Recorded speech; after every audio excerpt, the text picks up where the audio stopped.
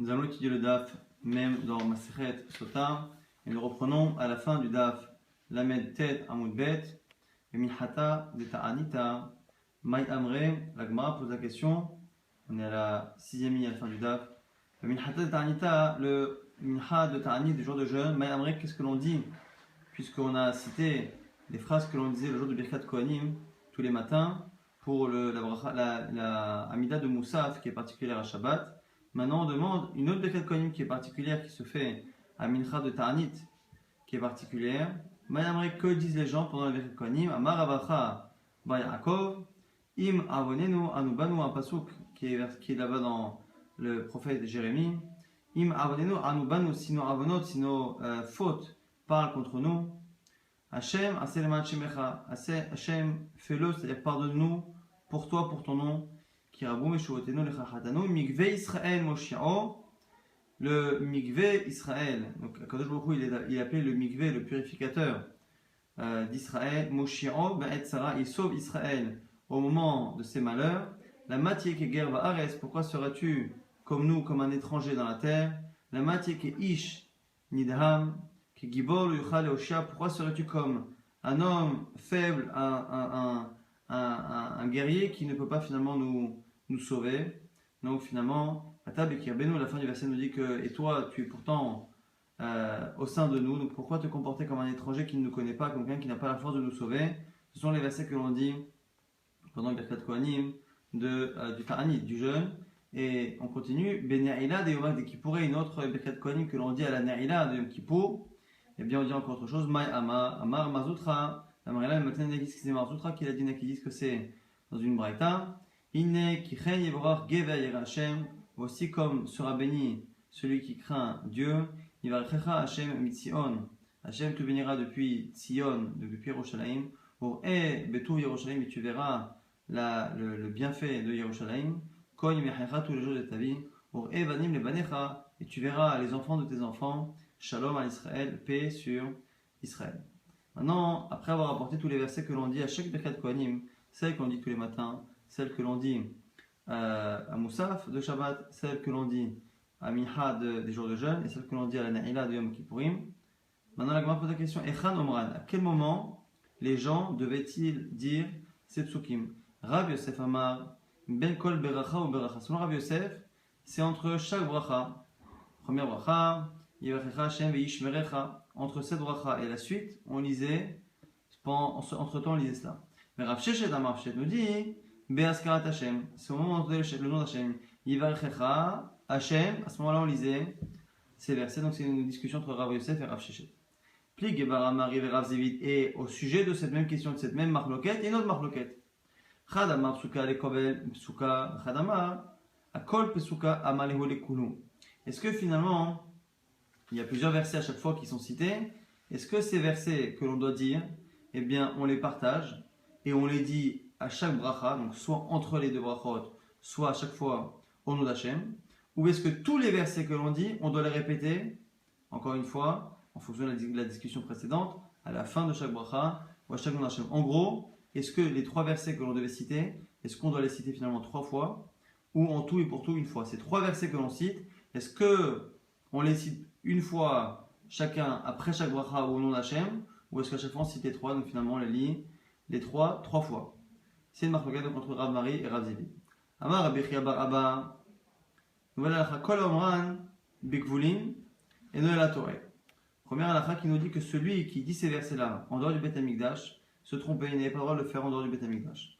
Amar Rabbi Chia bar Papa, réponse, Teda de Beth Amikdash namilu mi ba'ali minro. Rabbi Hanina pense que même au Beth Amikdash, il ne faut pas le dire. Est-ce que trouve ça normal qu'un serviteur soit béni par son maître et que finalement il n'écoute pas, c'est-à-dire qu'il ne fasse même pas le silence, il parle pendant ce temps? Donc ici on a un avis qui pense qu'il ne faut pas les dire, un avis qui pense qu'il ne faut les dire qu'au Beth Amikdash. Amar Rabbi Hanina qui répond ce dernier avis qui lui dit Teda de Bekvulin ami ba'al minro. Non, il faut le dire tout le temps, à la fois au Beth Amikdash et à la fois en dehors du Beth Amikdash. Pourquoi? Pourquoi est-ce qu'un serviteur que son maître bénit ne doit pas justement le remercier et lui montrer qu'il n'est pas indifférent? Donc du coup, il y a une discussion ici. Est-ce qu'il ne faut pas les dire du tout? Est-ce qu'il faut les dire partout ou est-ce qu'il faut les dire qu'au Beth Amikdash? Conclusion ici de Rabbi Abaou, Rabbi Abaou. Meresh Ava Minaleu. Au départ, moi je disais ces versets-là. Kevan Echazinale le Rabbi Abba de Minako de l'homme Aléou, puisque j'ai vu un jour Rabbi Abba de la ville de Akko, Rabbi Abba de Akko qui ne les disait pas. Ananami lo Minaleu, moi non plus je ne les ai pas dit. Pourquoi? Parce que Rabbi Abba de Akko était quelqu'un de très particulier, comme on le verra tout de suite. Rabbi Abaou lui-même continue et dit Meresh Ava Mina Eitana Ana. Au départ, je pensais moi être quelqu'un de modeste et quelqu'un de patient. Kevan Echazinale le Rabbi Abba de Minako. Un jour, lorsque j'ai vu Rabbi Abba de Akko et que j'ai vu sa patience et sa résistance justement à la colère, j'ai compris que ce n'était pas le cas d'Amar. Ihu Khatama. D'Amar Amore Khatama, qu'un jour à l'époque, c'était l'usage que le Rav parlait et il y avait un traducteur qui parlait, donc lui ne parlait qu'au traducteur et le traducteur parlait au public et expliquait de manière plus simple et ce qu'il disait. Et un jour, il a entendu que Rabbi Abba de Akko avait dit quelque chose et que finalement son traducteur a dit autre chose. Vélo capide, et il n'a rien dit, il n'a pas fait de remarque. Et lorsqu'il a vu qu'il a supporté cela, Amina Lav Invatana Ana, il s'est rendu compte que finalement lui-même n'était rien du tout au niveau de la contenance de sa colère. Pourquoi? Parce que lui à la base, justement, il a eu une histoire qui était un peu similaire et que c'était grâce à ça qu'il pensait être justement Anvanatan. Umay, Eftan Nute, de Rabbi Abaou. Pourquoi pensait-il justement être quelqu'un de modeste et de calme? De Amra, là, des bitou d'Amoré, de Rabbi Abaou, et de Rabbi Abaou.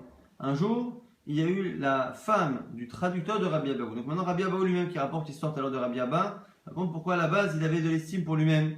Parce qu'un jour, il y avait sa femme à lui et la femme de son propre traducteur qui discutait. Et la femme de ce traducteur, qu'est-ce qu'elle lui a dit? Hadida no tsarich lele didar. Tu sais, mon mari n'a pas besoin de ton mari. C'est-à-dire que mon mari traduit les paroles de Torah de ton mari, mais c'est pas parce que ton mari qu'il en connaît plus. Allez, la raison pour laquelle finalement il reste avec lui et il le traduit et il lui donne du kavod. C'est simplement pour lui faire du kavod parce que Rabbi Abaou était quelqu'un de très respecté même chez les Romains. Et donc du coup, la femme de cet homme-là a dit à la femme de Rabbi Abaou que finalement, eh bien, même son traducteur n'avait pas besoin finalement de sa chorma. La femme de Rabbi Abaou est venue lui rapporter les paroles de cette femme-là. Amarla, qu'est-ce qu'il lui a répondu? Mais qu'est-ce que ça peut te faire? Mini ou miné, au final, que ce soit de lui ou de moi, tant que le nom d'Akadosh Baruch Hu, eh bien, finalement, est bonifié et qu'on va finalement louer Hachem, finalement que ça vienne de sa bouche et de la mienne, qu'est-ce que ça change qu'il soit mieux ou moins que moi, finalement, puisque tous les deux, nous faisons le même travail. Et donc, du coup, lui pensait que le fait de ne pas avoir répondu à ce genre de provocation, il pensait être quelqu'un justement de calme et de modeste jusqu'à ce qu'il voit que finalement Rabbi Abaou était capable de supporter la même chose même si on lui faisait en face, alors que là c'est passé par l'intermédiaire de sa femme. Vetou, encore une histoire de Rabbi Abaou, Imenu Rabbanan Ale, Eminyan Nerecha. Un jour on a voulu nommer Rabbi Abaou comme étant un des Rosh Yeshiva, le dirigeant de la Yeshiva. Kevan Nechazie, les Rabbi Abba de Minako, d'Enfichele, Baale Chovot. Comme il était au courant que Rabbi Abba, ce fameux Rabbi Abba, eh bien, avait beaucoup de créanciers, donc il avait des dettes. Amalehu Ikaraba, il a dit écoutez, il y a quelqu'un d'important, peut-être de mieux, c'est sur Rabbi Abba, il a fait en sorte que Rabbi Abba se poste pour que de manière indirecte, eh bien, on avait à l'époque le minag d'enrichir celui qui était nommé comme étant Rosh Yeshiva pour justement qu'on puisse le respecter pour cela. Et du coup, il s'est dit ça va lui permettre finalement d'avoir moins de soucis d'argent. Et donc il a laissé sa place. C'est encore une fois la preuve de la modestie de Rabbi Abaou, qui lui estime avoir une modestie qui est moins forte que celle de Rabbi Abba de Rako. Rabbi Abaou et Rabbi Chia bar Abba, Iklaou Lehu Atra. Un jour, Rabbi Abaou et Rabbi Chia sont venus à un endroit. Rabbi Abaou Darash Be'agata. Rabbi Abaou a fait un discours dans des Agadot, les histoires de la Torah, les Midrashim. Rabbi Chia bar Abba Darash Bishmarta. Et Rabbi Chia bar Abba a fait lui un Dvar Torah au sujet de l'alacha technique.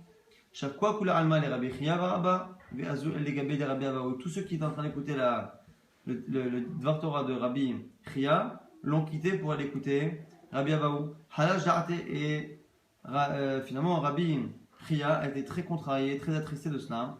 Amarle, alors il lui a répondu Rabbi Abaou pour le consoler, il lui a dit je vais te donner un machal, une parabole. Les mains d'avoir dans à quoi ça leur ressemble? Ishne ben Adam, echad mocher avayim tovot, echad mocher mine sitkit. C'est comme quelqu'un, deux marchands, un qui vend des pierres précieuses et l'autre qui vend finalement des ustensiles pratiques. Almi kovtsim, leur alze, chez mocher mine sitkit. Qui a le plus de clients? Celui qui vend ce qui est pratique. C'est une manière de dire finalement que ce n'était pas la qualité du Dvar Torah que les gens recherchaient, mais finalement le côté simple et le côté abordable. Et donc du coup, il a expliqué que finalement son Dvar Torah lui était plus abordable que le sien, mais ça ne veut pas dire qu'il était mieux. Donc il a essayé de le consoler comme ça, mais malgré tout ça ne marchait pas. Kolioma, Avam Elver Rabbi Chia Barababa, Rabbi Abaou, Adouche Pisa. En général, jusqu'à présent, c'était lorsqu'ils se séparaient, c'était Rabbi Chia qui raccompagnait Rabbi Abaou jusqu'à chez lui, Mishumikara devait ça parce qu'il était très respecté auprès de César et donc auprès de la royauté, donc du coup par Kavod il l'a accompagné. À Oyoma ce jour-là, comme Rabbi Abaou voulait consoler Rabbi Chia, c'est l'inverse qui s'est passé. Alvé Rabbi Abaou et Rabbi Chia, Baraba, Adouche Pizé, c'est finalement Rabbi Abaou qui a accompagné Rabbi Chia. Au final, même malgré cela, il n'a pas réussi à l'apaiser et à lui redonner le moral. Donc on voit toutes les midotes de Rabbi Abaou. Bisman, Shaliach Tzibur, Omer Modim. On reprend la halachot. Au moment où le Shaliach Tzibur dit Modim, qu'est-ce qu'ils disent le peuple? Donc, le Chazan, lorsqu'il fait la Chazara, il lit le même Modim qu'on a lu dans la Tfila en silence. Et la Gemara pose la question, que doit dire le peuple à ce moment-là? Que doit dire le Tzibur? Amarav, ici on aura plusieurs versions qui vont aboutir à la fin à ce que l'on dit nous aujourd'hui. Première version, Amarav, Modim Anachnulach. Nous te remercions Hachem. Et Lokenu, Al Shalom Modim Lach. Sur le fait de te remercier. Première chose, on remercie Hachem d'avoir la possibilité de le remercier. Ou Shmuel Amar, Shmuel dit non, on ne dit pas ça. Elohei Chol Basar, Hachem Modim Lach. On remercie Hachem et on rajoute Elohei Chol Basar, qui est finalement le Dieu de toute chair. Hachem Modim Lach, on le remercie encore une fois de pouvoir le remercier. Rabbi Simai Omer Rabbi Simai, il dit Yotzrenu Yotzer Bereshit, qui nous a créé et qui a créé la création entière. Al Shanu Modim Lach. On te remercie de nous permettre de te remercier. En Ardea, on disait, Mishme de Rabbi Simai, au nom de Rabbi Simai, Berachot ve Odaot, des bénédictions et des remerciements, les Shmecha Gadol, pour ton grand nom, Al Shehayetanu, Vekiamtanu, car tu nous as fait vivre et nous laisser, tu nous as maintenus, et quoi aussi, Al Shanu Modimlach, encore une fois, sur le fait de pouvoir te remercier. Rabbi Chaban Yaakov Mesaim Ba'achim, Rabbi Chaban Yaakov disait autre chose, Ken Tehayenu, que tu nous fasses vivre encore, Uthonnenu, on te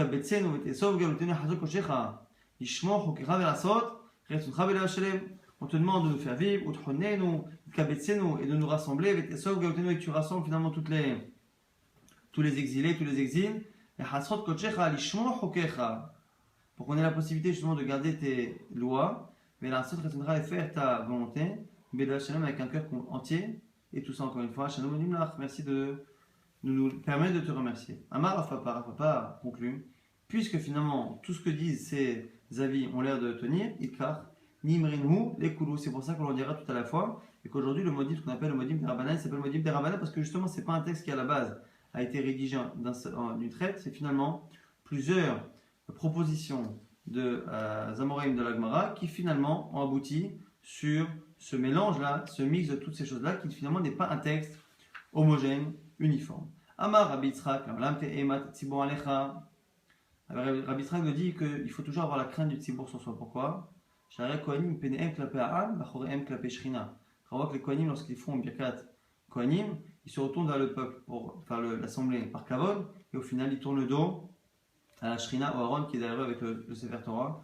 Et donc, on voit finalement que même si ça ne veut pas dire que le tzibour a plus d'importance que Kadosh Baruch Hu, mais c'est parce que Kadosh Baruch Hu n'est pas réellement le Sefer Torah qui est derrière nous, mais au final on voit que le Kavod d'Akadosh Baruch Hu qui est représenté par ce Sefer Torah et finalement passe en second plan par rapport au Kavod du tzibour qui est présent devant nous. Rav Nachman Amar, Rav Nachman dit, mais Acha, prends-le de là. Comme David Ameler al-Raglav Vayomer.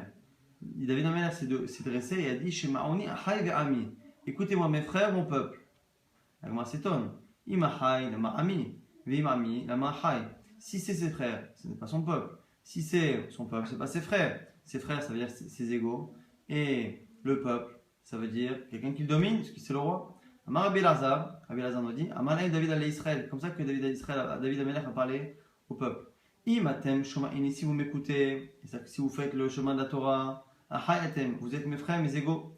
Imla, et sinon, Amiatem, vous êtes mon peuple que je soumets à moi. Vani rodé etrem makel, et je vous tiendrai je vous frapperai avec le bâton. Donc ici, on a finalement la preuve de David Ameler que lorsque le Ram fait la volonté d'Hachem, eh bien il est l'égal du roi. Rabbanan Amri Macha, autre avis de Rabbanan qui dit que En Kohanim Rashim Na'alot Besandlehem, les Duchan, que les Kohanim n'ont pas le droit de faire Birkat Kohanim avec des chaussures, ils doivent enlever les chaussures.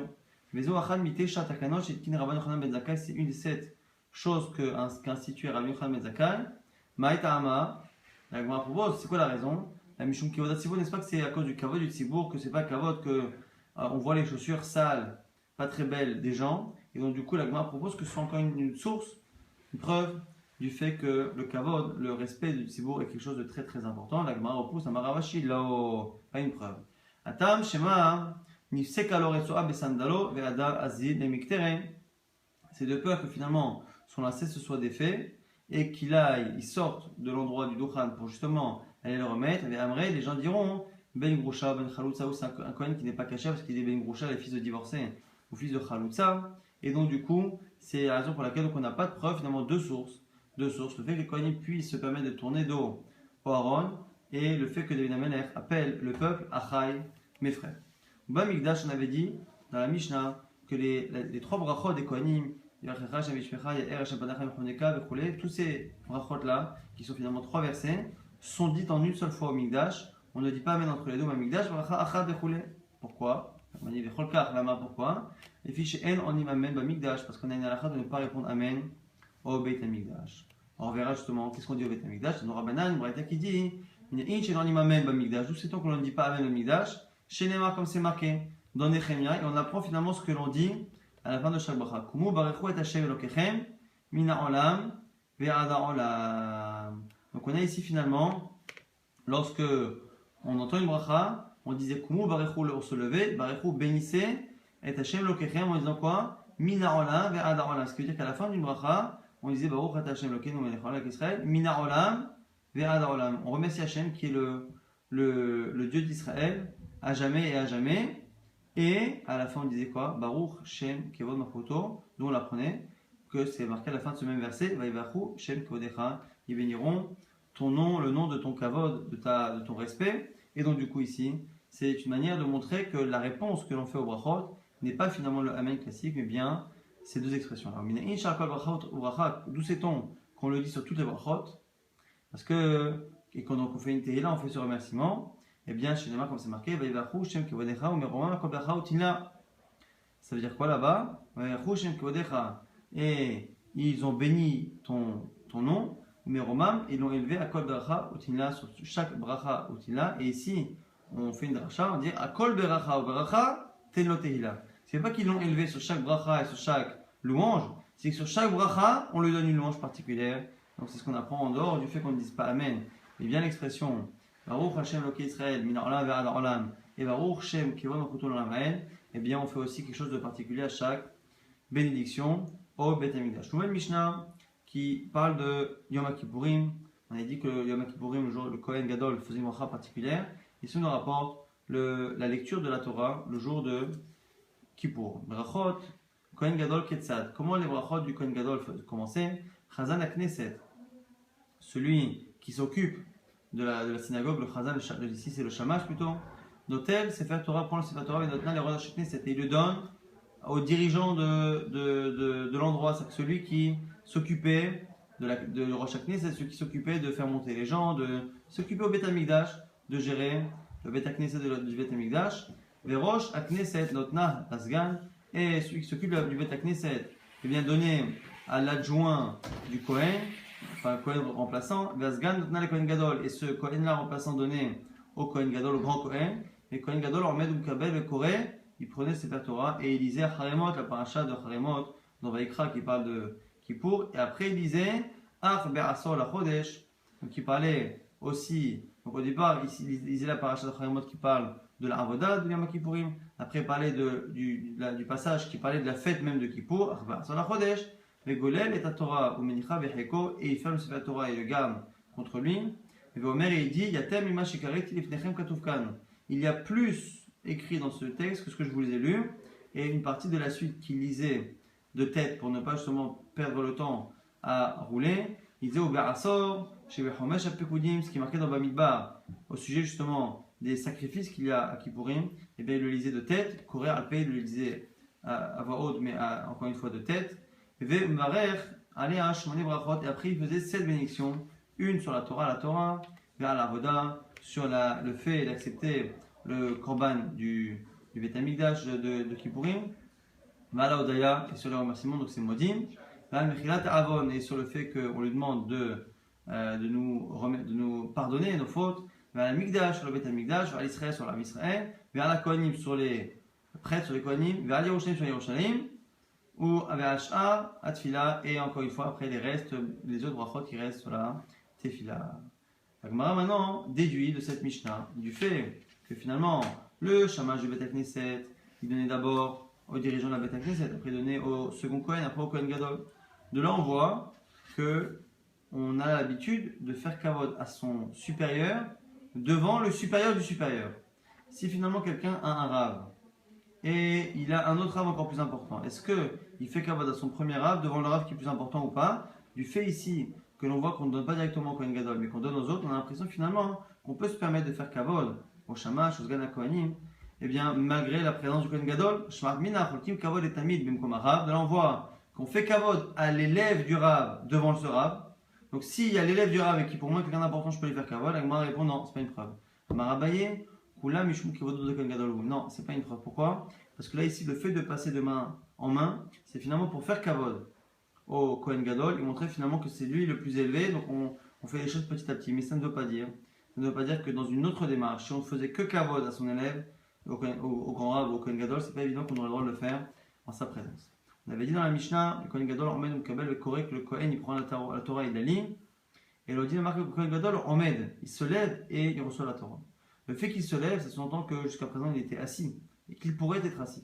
La Gemara s'étonne.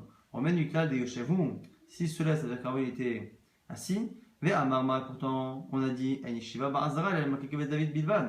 On n'a pas le droit de s'asseoir, personne n'a le droit de s'asseoir dans la Hazara, donc à l'endroit où on lisait, sauf les rois de la maison de David Amelech, Shnema, va y avoir Amelech David, va Yeshev Ifne Hashem, va même Yanochi, un verset dans qui dit que le roi David est venu, va Yeshev il s'est assis devant Hashem. C'est le seul qui avait le droit de s'asseoir, David Amelech et ses descendants. Donc comment se dit que le Kohen Gadol avait l'air de se lever, donc de s'asseoir avant?